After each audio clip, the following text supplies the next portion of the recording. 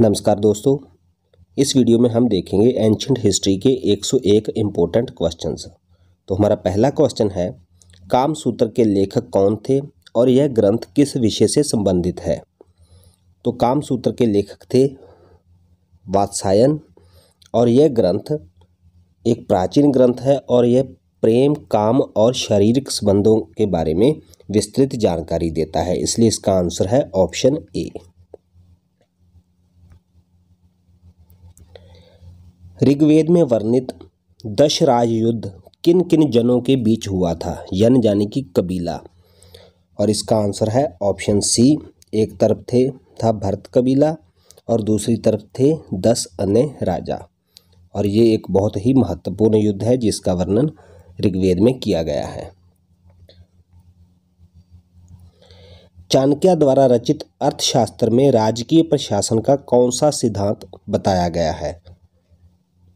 तो यह सिद्धांत बताया गया है सप्तांग सिद्धांत, आंसर है ऑप्शन सी।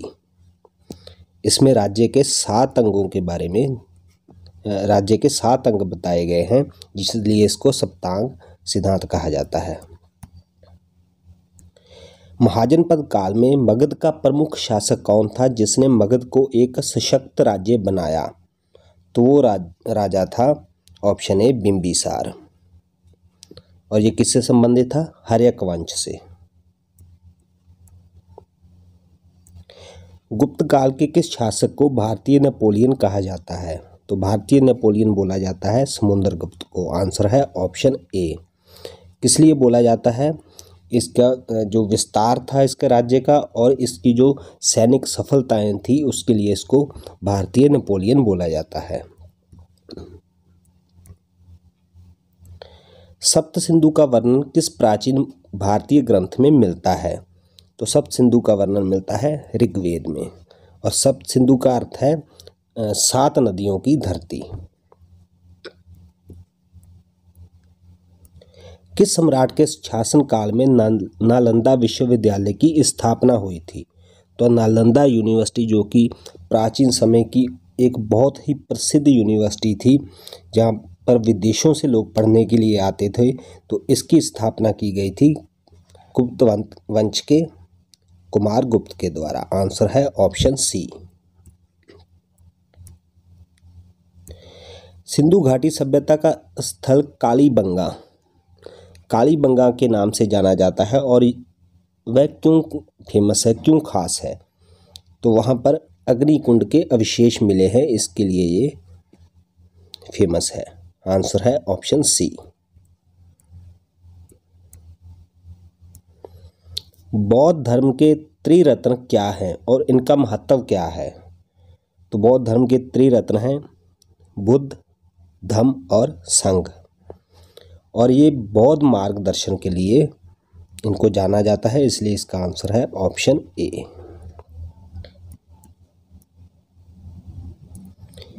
किस शासक ने पाटलिपुत्र की स्थापना की थी और उसका प्राचीन नाम क्या था। तो पाटलिपुत्र की स्थापना की थी अजातशत्रु ने, और पाटलिपुत्र का प्राचीन नाम था पाटलिग्राम, इसलिए इस क्वेश्चन का आंसर है ऑप्शन ए। महाभाष्य के लेखक पतंजलि ने किस भाषा का व्याकरण लिखा था। तो पतंजलि ने संस्कृत का व्याकरण लिखा था, आंसर है ऑप्शन बी। किस वेद में पुरोहितों द्वारा किए जाने वाले यज्ञों का वर्णन है। तो यज्ञों का वर्णन किया गया है यजुर्वेद में, आंसर है ऑप्शन बी। चंपा किस महाजनपद की राजधानी थी। चंपा राजधानी थी अंग की, आंसर है ऑप्शन बी। अष्टाध्यायी किसने लिखी और यह किस विषय से संबंधित है। अष्टाध्यायी लिखी गई थी पाणिनि के द्वारा और ये व्याकरण से संबंधित है, इसलिए इस क्वेश्चन का आंसर है ऑप्शन बी। ऋग्वेद में सबसे ज़्यादा उल्लिखित नदी कौन सी है। सबसे ज़्यादा बार जो वर्णन मिलता है वो हमें मिलता है सिंधु नदी का, आंसर है ऑप्शन डी। लेकिन जो सबसे पवित्र नदी मानी गई है ऋग्वेद में वो है सरस्वती, किस राजा ने मेगास्थनीज को अपने दरबार में आमंत्रित किया था और उसका ग्रंथ इंडिका क्या वर्णन करता है? मेगास्थनीज का ग्रंथ है इंडिका और वो राजा था चंद्रगुप्त मौर्य, जिसने मेगास्थनीज को अपने दरबार में आमंत्रित किया था और यह ग्रंथ उस समय के भारतीय समाज के बारे में वर्णन करता है। सम्राट हर्षवर्धन के दरबारी कवि बाण भट्ट ने कौन से प्रसिद्ध ग्रंथ लिखे थे? एक पॉइंट तो यह है कि बाण भट्ट किसके राज्य में था? हर्षवर्धन के। और कौन कौन से ग्रंथ उन्होंने लिखे हैं? हर्षचरित और कादंबरी। इस क्वेश्चन का आंसर है ऑप्शन बी। किस भारतीय गणराज्य के शासक ने सिकंदर महान के आक्रमण का सफलतापूर्वक सामना किया था? तो सिकंदर के आक्रमण का सफलतापूर्वक सामना किया था पौरव गणराज्य के शासक ने और उसका नाम क्या था? पोरस। आंसर है ऑप्शन सी। किस भारतीय शासक ने गुप्त संवत की शुरुआत की थी? तो गुप्त संवत की शुरुआत की गई थी चंद्रगुप्त प्रथम के द्वारा। आंसर है ऑप्शन बी। महाभारत के किस पात्र को गांधार का राजा कहा जाता है? गांधार नरेश के नाम से जाना जाता है शकुनी को। आंसर है ऑप्शन ए। सिंधु घाटी सभ्यता के लोग किस वस्त्र का उपयोग करते थे? तो सिंधु घाटी सभ्यता के लोग मुख्य रूप से सूती वस्त्रों का उपयोग करते थे। आंसर है ऑप्शन ए। गुप्त काल में किस धातु के सिक्के चलन में थे? तो गुप्त काल में सोने के सिक्के चलन में थे। आंसर है ऑप्शन ए। और इन सिक्कों को दिनार बोला जाता था।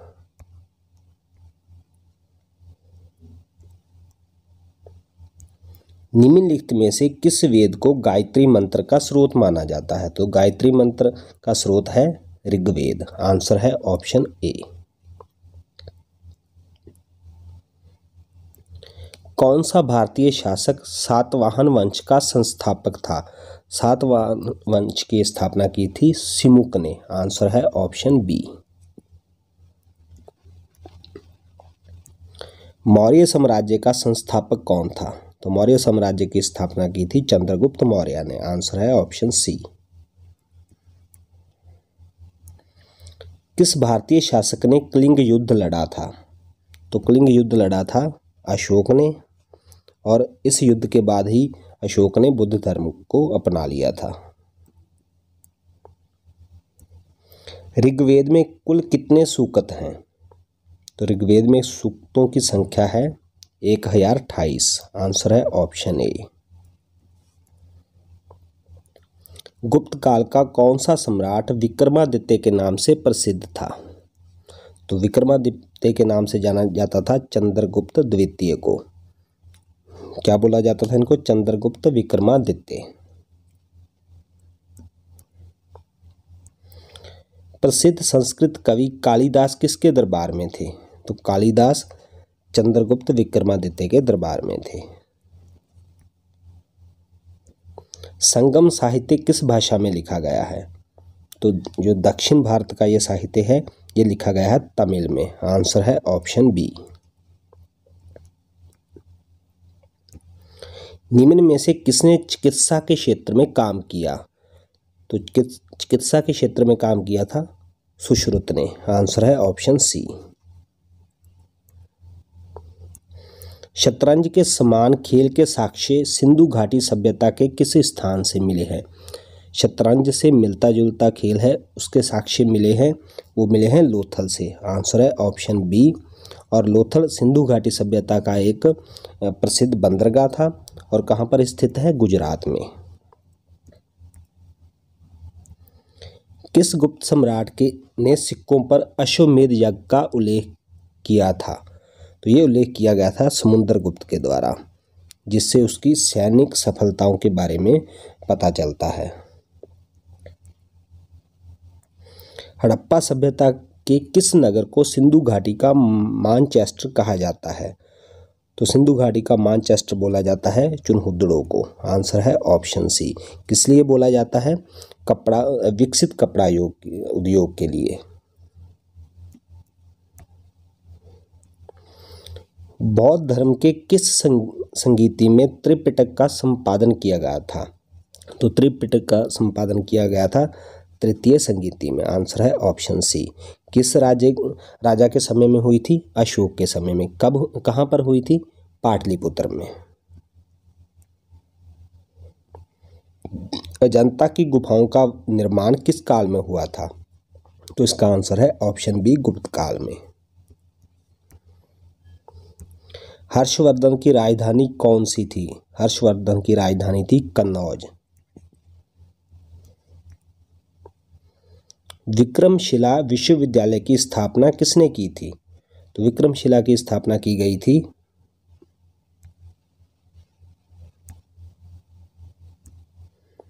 धर्मपाल के द्वारा। धर्मपाल पाल वंश के राजा थे। महावीर का जन्म कहाँ हुआ था?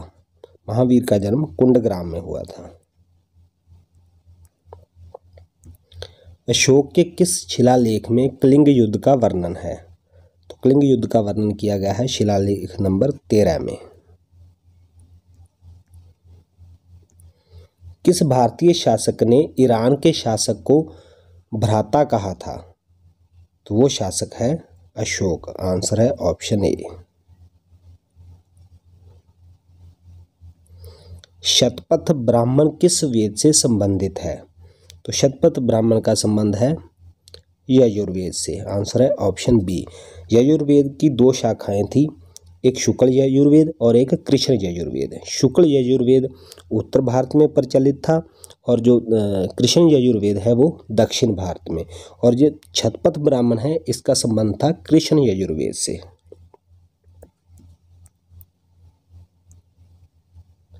तैत्तिरीय ब्राह्मण किस वेद से संबंधित है? तो इसका संबंध भी यजुर्वेद के का जो पाठ है कृष्ण यजुर्वेद उससे है। किस युग में हड़प्पा सभ्यता विकसित हुई थी? तो यह सभ्यता विकसित हुई थी कांस्य युग में, ब्रॉन्ज एज में। महाजनपद काल में कौन सा राज्य सबसे शक्तिशाली था? तो सबसे शक्तिशाली राज्य था मगध। आंसर है ऑप्शन ए। महाभारत में कितने श्लोक हैं? महाभारत में श्लोकों की संख्या है 1 लाख, जो महाभारत को पूरी दुनिया का सबसे बड़ा महाकाव्य बनाती है। किस युग में नारद प्रसिद्ध ऋषि थे? तो नारद थे द्वापर युग में। आंसर है ऑप्शन सी। सिंधु घाटी सभ्यता में किस धातु का प्रमुख रूप से उपयोग होता था? तो सबसे प्रमुख धातु थी तांबा। आंसर है ऑप्शन ए। ऋग्वेद के अनुसार पुरुष सूक्त में किसका वर्णन है? पुरुष सूक्त में वर्णन है सृष्टि के निर्माण का। आंसर है ऑप्शन ए। चाणक्य ने किस ग्रंथ की रचना की थी? तो चाणक्य ने अर्थशास्त्र की रचना की थी, जो राजनीति शास्त्र का प्रसिद्ध ग्रंथ है। किस सम्राट के शासनकाल में नालंदा विश्वविद्यालय अपने चरम पर था? तो वो सम्राट था हर्षवर्धन। और नालंदा विश्वविद्यालय की स्थापना की थी कुमारगुप्त ने, लेकिन वो अपने चरम पर था हर्षवर्धन के समय में। किस ग्रंथ में अशोक के धर्म प्रचार का वर्णन है? तो अशोक के धर्म प्रचार का वर्णन महावंश में मिलता है, महावंश नाम के ग्रंथ में। आंसर है ऑप्शन ए। हड़प्पा सभ्यता के लोग किस मुद्रा का उपयोग करते थे? तो उनका जो व्यापार था वो मुद्रा रहित था।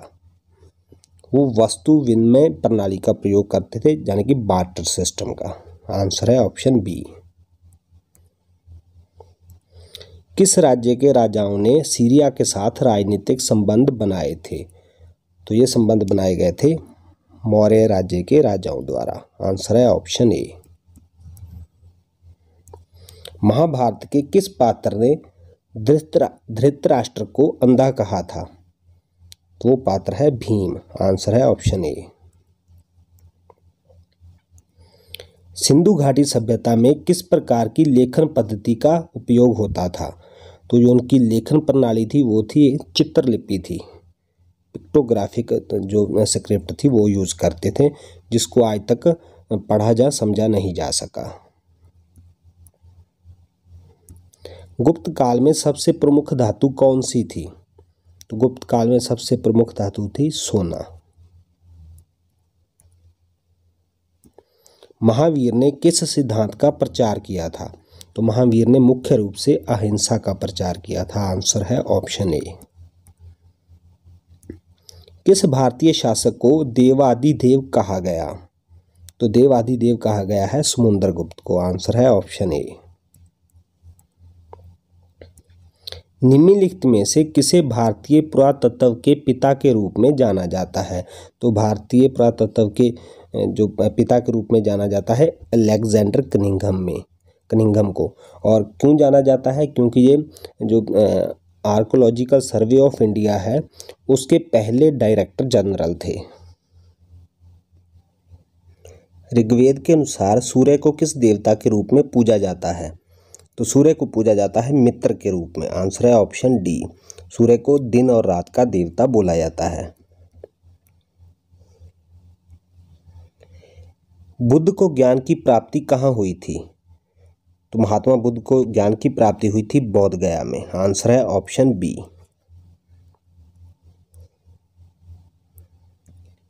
किस सिंधु घाटी स्थल से डाक व्यवस्था के प्रमाण मिले हैं? तो यह प्रमाण मिले हैं लोथल से। आंसर है ऑप्शन सी।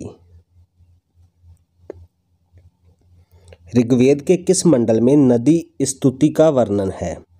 तो नदी स्तुति का वर्णन है सप्तम मंडल में। आंसर है ऑप्शन बी। महाभारत के किस पात्र ने भीष्म का वध किया था? भीष्म का वध किया था अर्जुन ने। आंसर है ऑप्शन ए। हड़प्पा सभ्यता के किस स्थल को अनाज का गोदाम कहा जाता है? तो अनाज का गोदाम बोला जाता है मोहनजोदड़ो को। क्यों बोला जाता है? क्योंकि यहाँ पर बहुत बड़े बड़े अनाज के भंडार के अवशेष मिले हैं। किस वैदिक देवता को यज्ञ का देवता कहा जाता है? तो यज्ञ का देवता बोला जाता है अग्नि को, क्योंकि अग्नि की यज्ञ में सबसे महत्वपूर्ण भूमिका होती है। मुद्रा राक्षस की रचना किसने की थी? मुद्रा राक्षस एक प्राचीन ग्रंथ है और इसकी रचना की थी विशाखदत्त ने। आंसर है ऑप्शन डी। अशोक के किस शिलालेख में बुद्ध के धर्म की शिक्षा दी गई है? तो यह शिक्षा दी गई है शिलालेख नंबर 5 में। आंसर है ऑप्शन डी। किस मौर्य सम्राट को सिंहासन का त्याग कहा जाता है? तो सिंहासन का त्याग किया था चंद्रगुप्त मौर्य ने, और सिंहासन छोड़कर इन्होंने जैन धर्म को अपना लिया था। कौन सा चिन्ह गौतम बुद्ध के जन्म से संबंधित है? तो गौतम बुद्ध के जन्म से संबंधित है कमल। आंसर है ऑप्शन डी। महाभारत के किस पात्र ने कृष्ण का उपदेश सुना था? कृष्ण का उपदेश सुना था ऑप्शन ए अर्जुन ने, और इसी उपदेश को हम भगवत गीता के रूप में जानते हैं।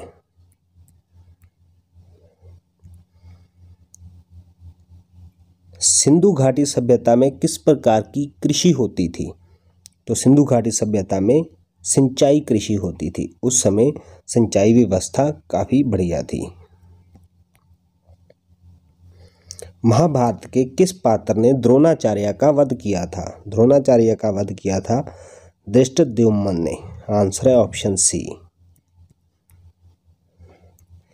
किस भारतीय शासक ने शक संवत की शुरुआत की थी? शक संवत की शुरुआत की थी कनिष्क ने। आंसर है ऑप्शन डी। किस शासक को बुद्ध का प्रिय कहा जाता है? इसका आंसर है ऑप्शन ए अशोक को। किस गुप्त सम्राट ने उज्जैन को अपनी राजधानी बनाया था? उज्जैन को अपनी राजधानी बनाने वाला गुप्त सम्राट था चंद्रगुप्त द्वितीय, जिसको चंद्रगुप्त विक्रमादित्य के नाम से जाना जाता है। किस ग्रंथ में राजा हर्यशव का वर्णन है? तो इसका आंसर है ऑप्शन सी, हरिवंश पुराण में। शिशुनाग वंश का अंतिम शासक कौन था? शिशुनाग का अंतिम शासक था नंदीवर्मन। शिशुनाग से पहले था हर्यक वंश, उसके बाद शिशुनाग वंश आया, और शिशुनाग के बाद नंद वंश, और नंद वंश के बाद मौर्य वंश आया। निम्नलिखित में से कौन हर्यक वंश का सबसे शक्तिशाली और आक्रामक शासक था? तो हर्यक वंश का सबसे शक्तिशाली जो शासक था वो था अजातशत्रु, जो बिंबिसार का पुत्र था। किस गुप्त सम्राट ने नवद्वीप की स्थापना की थी? नवद्वीप की स्थापना की थी कुमारगुप्त ने। इसका आंसर है ऑप्शन डी। सिकंदर के सामने आत्मसमर्पण करने वाला पहला राजा कौन था? तो सिकंदर के सामने सबसे पहले आत्मसमर्पण किया था अंबी ने। अंबी कहाँ का राजा था? तक्षशिला का। किस वैदिक देवता को सूर्य का पुत्र कहा जाता है? सूर्य का पुत्र बोला जाता है यम को। Answer option C. महाभारत के किस पात्र ने धृतराष्ट्र को सलाह दी थी? तो धृतराष्ट्र को सलाह दी थी विदुर ने। आंसर है ऑप्शन ए। गौतम बुद्ध के निर्माण को कौन सा चिन्ह दर्शाता है? तो इनके निर्माण को दर्शाता है बोधि वृक्ष, वो वृक्ष जिसके नीचे इनको निर्वाण या ज्ञान प्राप्त हुआ था। महाभारत की किस पात्र ने पांडवों को लाक्षागृह में भेजा था? तो यह भेजा था शकुनी ने। आंसर ऑप्शन सी, जिसको गांधार नरेश के नाम से जाना जाता है।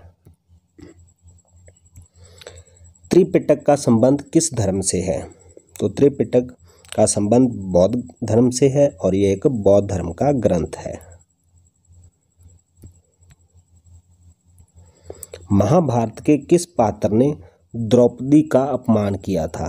तो द्रौपदी का अपमान करने वाला था ऑप्शन बी, दुशासन। किस मौर्य सम्राट ने चाणक्य को अपना प्रधानमंत्री नियुक्त किया था? वो मौर्य सम्राट था ऑप्शन बी, चंद्रगुप्त मौर्य। किस गुप्त सम्राट के शासनकाल में कुमार संभव की रचना की गई थी? कुमार संभव कालिदास की रचना है, और कालिदास किसके राज्य में थे, किसके शासनकाल में? चंद्रगुप्त विक्रमादित्य के। इसलिए इसका आंसर है ऑप्शन सी। महाभारत के किस पात्र ने अर्जुन का सारथी बनने का प्रस्ताव दिया था? तो अर्जुन का सारथी बनने का प्रस्ताव दिया था श्री कृष्ण ने। आंसर है ऑप्शन ए। निम्नलिखित में से कौन सा राजा महावीर और बुद्ध दोनों का समकालीन था? तो वो राजा था बिंबिसार, जो हर्यक वंश का राजा था। किस ग्रंथ में प्रश्नोपनिषद का उल्लेख है? तो वो है उपनिषद में। आंसर है ऑप्शन डी। किस भारतीय शासक ने सुदर्शन झील का निर्माण करवाया था? सुदर्शन झील का निर्माण कराने वाला था चंद्रगुप्त मौर्य। आंसर है ऑप्शन ए। महाभारत के किस पात्र ने कर्ण को युद्ध में पराजित किया था? कर्ण को पराजित किया था अर्जुन ने। किस गुप्त सम्राट ने कांची पर विजय प्राप्त की थी? कांची पर विजय प्राप्त करने वाला था समुद्रगुप्त। आंसर है ऑप्शन ए। निम्नलिखित में से किसके संरक्षण में 3 संगम या जो सभाएं हैं वो आयोजित की गई थी, जिसको हम संगम लिटरेचर के नाम से जानते हैं? उन का जो आयोजन किया गया था वो पांड्य राजों किंगडम के टाइम पर किया गया था। सांख्य दर्शन शास्त्र की स्थापना किसने की थी? तो सांख्य दर्शन की स्थापना की थी कपिल मुनि ने। आंसर है ऑप्शन बी। किस मौर्य सम्राट ने वर्षावास की परंपरा शुरू की थी? वर्षावास की परंपरा शुरू की गई थी अशोक के द्वारा। निम्नलिखित में से कौन सीयूकी के लेखक थे? सीयूकी एक किताब है और इसके लेखक थे वेनसांग। वेनसांग किस राजा के समय में थे? हर्षवर्धन के समय में। ये एक प्रसिद्ध चीनी यात्री थे। देवी चंद्रगुप्तम के लेखक कौन हैं? तो देवी चंद्रगुप्तम लिखा गया है विशाखदत्त के द्वारा। इसमें एक कहानी बताई गई है कि एक गुप्त राजा रामगुप्त ने अपनी जो उनकी पत्नी थी ध्रुव देवी, उनको युद्ध में वो हार गए थे और जो जिन्होंने उन पर आक्रमण किया था वो उनकी रानी को उठाकर ले गए थे। इसका बदला लेने के लिए इनके छोटे भाई चंद्रगुप्त ने उन दुश्मनों पर अटैक किया और वहाँ से वो जो उनकी भाभी थी ध्रुव देवी उनको वापस लाए और उन्होंने उनसे शादी भी की और बाद में अपने भाई जो रामगुप्त था उसको गद्दी से उतारकर चंद्रगुप्त खुद राजा बन गया। तो दोस्तों आज की वीडियो में इतने ही क्वेश्चन थे और आगे मैं आपके लिए ऐसी वीडियोज़ लाता रहूँगा। Thank you.